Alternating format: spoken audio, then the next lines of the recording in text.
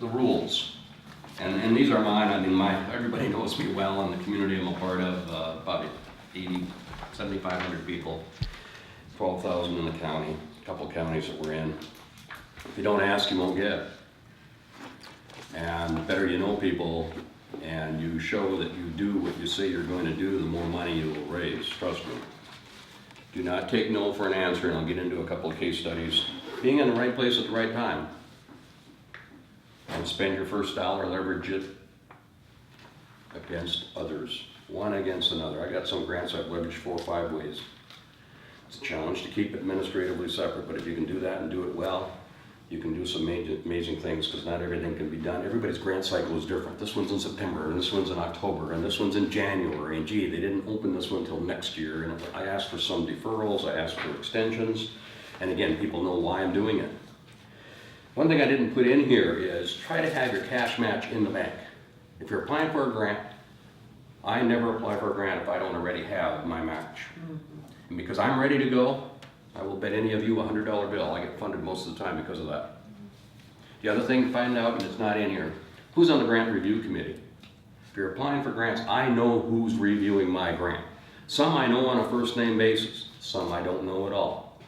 But I like to see what's the background. What organizations are on the state review committee for those that are state government? What are those on the private side when you're part of a community foundation like I'm a part of? You do everything with passion. Wrong cup. But this one's close. Is your cup half full or half empty?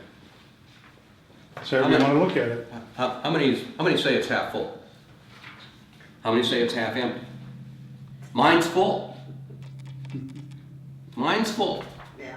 Got a beverage of choice to here. Today it's water. Last night it was wine. I got air in the rest of it, but my cup is full, and that's the attitude you got to have when you're fundraising. Do I like it? Oh, my stomach, I can about a gut attack when I got to walk up to somebody serious about big money. The grants, it's a little bit easier. And then the 3 Ps, not only passion, patience, persistence, partnership. Just on the patient side, we were going to start with 2 pieces of painted plywood and went over to $2.8 million. Should have stayed with the plywood, trust me, it would have been a lot simpler. But if you see some of the pictures there, we had all the partners for the ribbon cutting at our visitor center, my wife standing next to one of the interpretive panels, and some of the construction. But once we got it going, now I got people wanting paddle landings and waterways along the National Scenic Byway, which has a National Scenic Road, National Scenic Trail right beside it. Now they want me to designate or try to get scenic and wild rivers, because our wild Sheyenne is 581 miles long and it's had 500-year floods in 8 years. So it gets wild, trust me. But people come along, and we had a township, we're in a township road. We're probably I think we're one of the only National Scenic Byways. We are the only National Scenic Byway that has a gravel route on part of our byway. The primary road is gravel. Township wanted to shut us down because they called up and said, my travelers to the area are gonna ruin their township road. And I told Bob that not any more than his overloaded grain trucks driving too fast. And Bob hung up on me. And I called him back, and sir, I said, it needs gravel, I'll help gravel it. Then about a year later, we got a grant, we trimmed trees, because this gravel road is narrow, but it's got this canopy, it's just gorgeous in North Dakota. We don't have many trees except along the Cheyenne River Valley. Not like the woods that we've driven through from Mammoth Cave to here. But later they needed something, and I said, do you need the gravel? Or no, we'll take care of that, and thank you for the seed money back when. It got them to relook at how they were doing things, leveraging others and asking others to help. The persistence, careful what you ask for. I asked for $128,000 for an $843,000 visitor center. Boy, was I naive, and I was so damn glad when I got turned down by North Dakota DOT. Shouldn't have ever submitted that up. This was my early years. I've learned from that. The second year I applied for $225, still naive and saying, this is crazy, Bobby, you shouldn't have applied. Got turned down. In my blood, I got turned down. Project kept growing as well. That's what happens with good projects.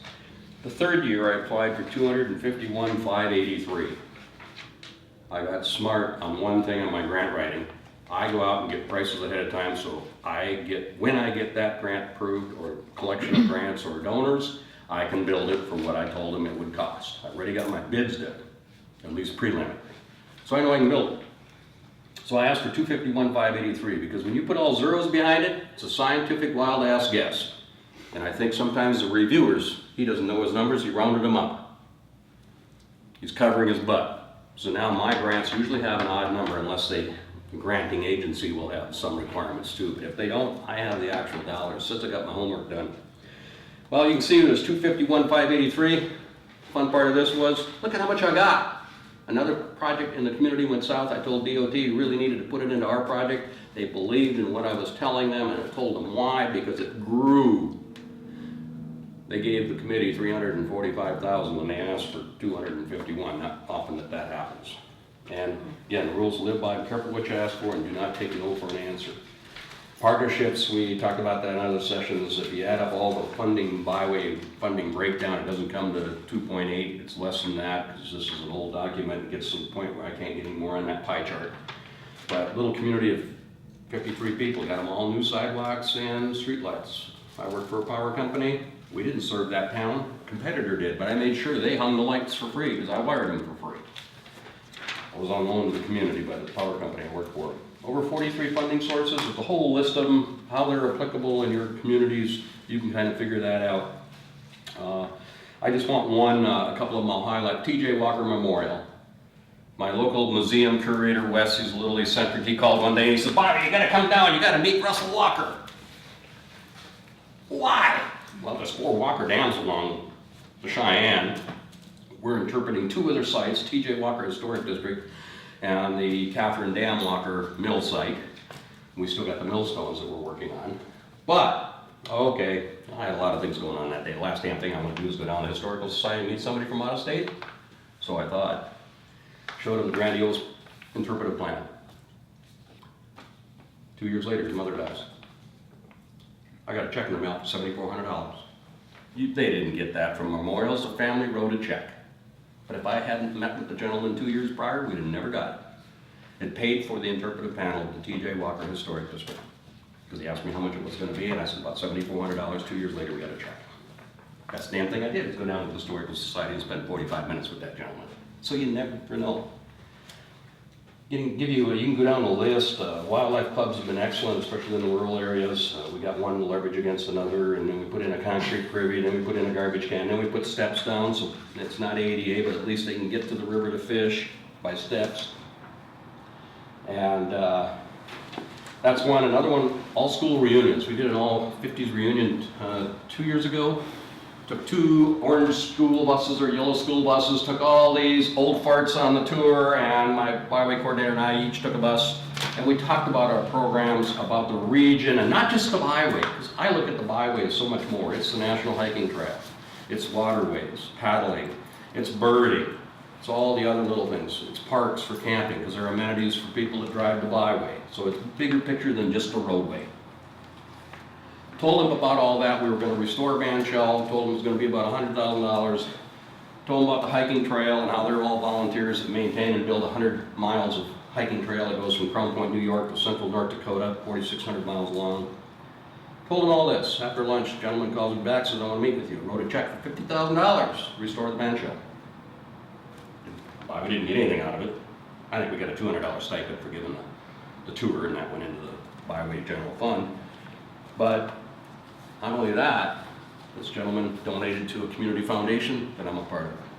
Him and his wife wrote checks to a couple other pet projects. The unfortunate thing, they both passed away before we could ask them for the real big money. And I think had we got to them, and that's one thing too, don't wait forever. I'm nervous, and I don't know if I can go over and talk to Bob or Brittany or whoever, do it before it's too late. I got a lady now, her husband passed away, retired banker, independently wealthy, has a home in Florida. I went down and saw her last year, helped fix her home down there, what have you, and we're having a meeting in a week. I want her to create an endowment for the Byway. She was a creator that submitted the application in 1996. So hopefully she'll be a... Bob, can I ask you a question? Yeah. All right, we're the Ohio River Scenic Byway, Illinois section.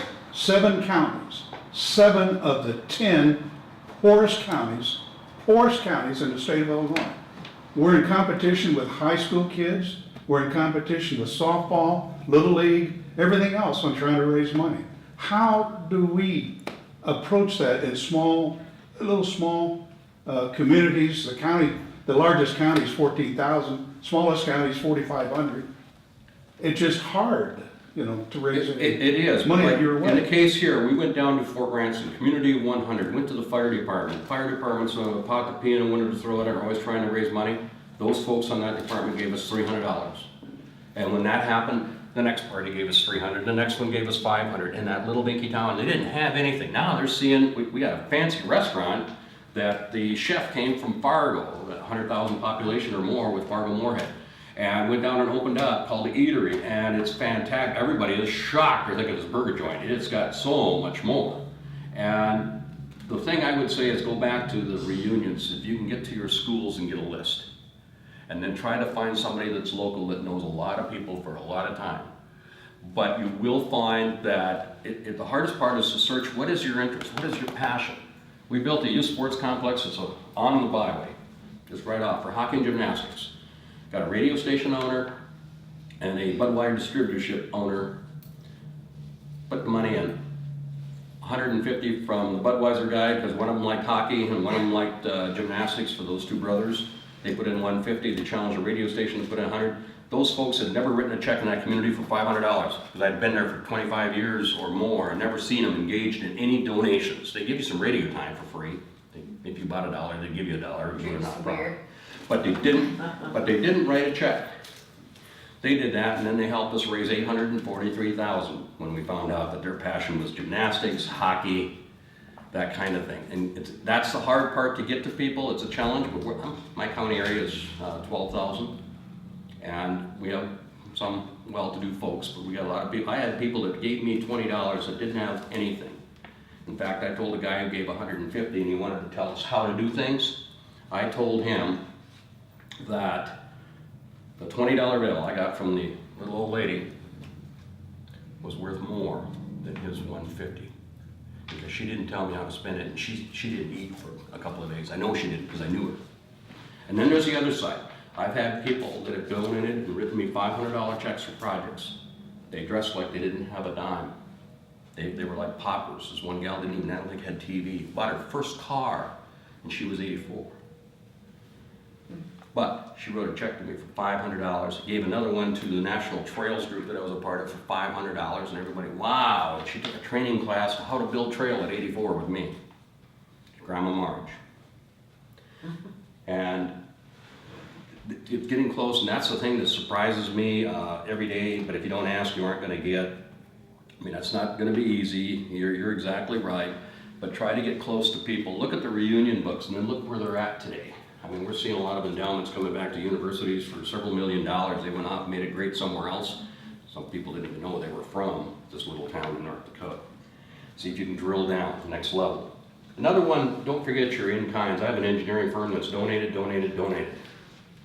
I'm also a reference for them, but they've never charged me what they told me they would in a contract.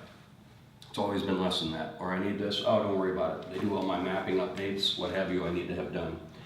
Utilities, don't forget them. I worked for one and I got more $500 checks than probably any other employee for community projects. Committee members, county forces used them a lot, volunteers, community service, people that get themselves in trouble, they pick cigarette butts out of the granite at the visitor center if they were really bad. Some of them pull weeds, some of them plant trees, all kinds of things. We have a measly $25,000 budget. You see that on one page. Some of the pictures show our interpretive sites.